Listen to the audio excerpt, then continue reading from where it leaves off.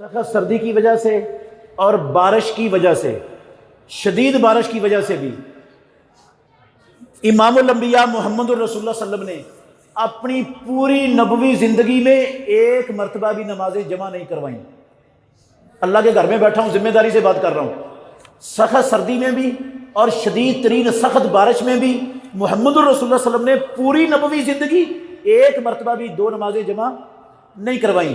اور پھر سنیں، اللہ کے نبی کے بعد 30 سالہ خلافت راشدہ کے دور میں کسی ایک خلیفہ راشد نے زندگی میں ایک مرتبہ بھی بارش کی وجہ سے یا سخت سردی کی وجہ سے دو نمازیں جمع نہیں کروائیں، کسی خلیفہ راشد نے نہیں کروائیں۔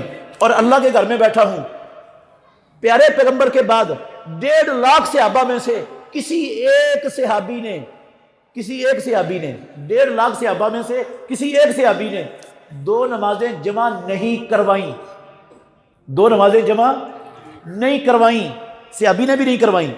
یہ بارش کی وجہ سے اور سخت سردی کی وجہ سے دو نمازیں جمع کرنے والا عمل تابعین کے دور میں شروع ہوا ہے، تابعین کے دور سے پہلے موجود نہیں تھا، تابعین کے دور میں شروع ہوا ہے۔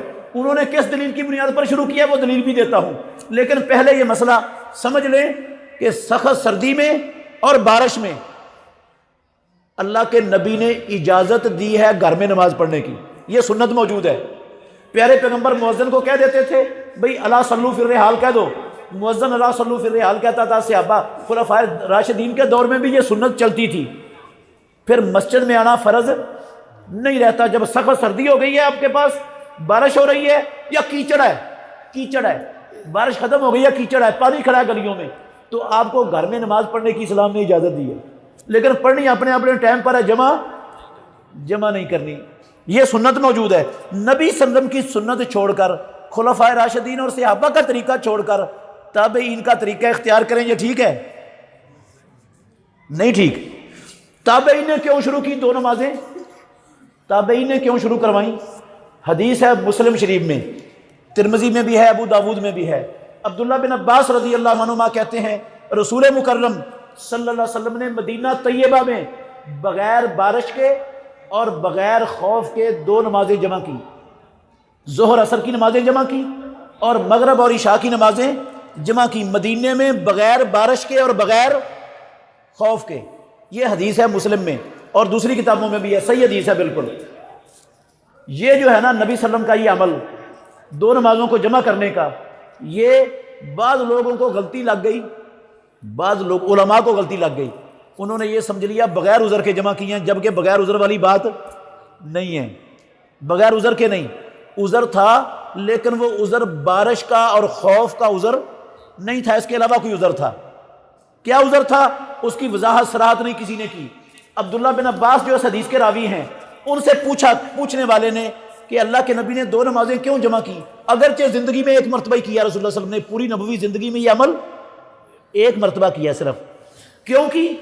تو وہ کہتے ہیں عبداللہ بن عباس لِأَلَّا يُحْرِجَ أُمَّتَهُ، امام الانبیاء نے یہ عمل اس لیے کیا کہ آپ اپنی امت کو کسی مشکل میں نہ ڈال دیں، کسی مشکل میں نہ ڈال دیں، اس لیے آپ نے یہ عمل کیا ہے۔ اس حدیث سے محدثین اہل علم یہ مسئلہ ثابت کرتے ہیں کہ اگر علاقے کا امام وہ دیکھ رہا ہے کہ مسلمانوں پر مشقت آ رہی ہے، مشکل آ رہا کوئی وقت مشکل آ رہا ہے، ان کے لیے ٹائم پر نماز پڑھنا کیا ہو جائے گا؟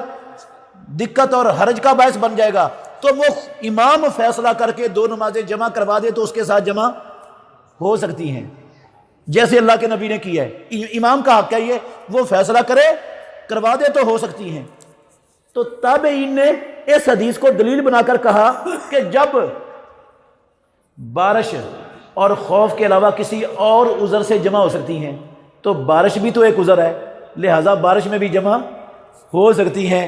اس کو دلیل بنا کر تابعین نے دو نمازیں جمع کرنے کا عمل شروع کیا، لیکن اللہ کے نبی اور صحابہ کا عمل تابعین کے عمل سے اولا ہے، مقدم ہے، بہتر ہے۔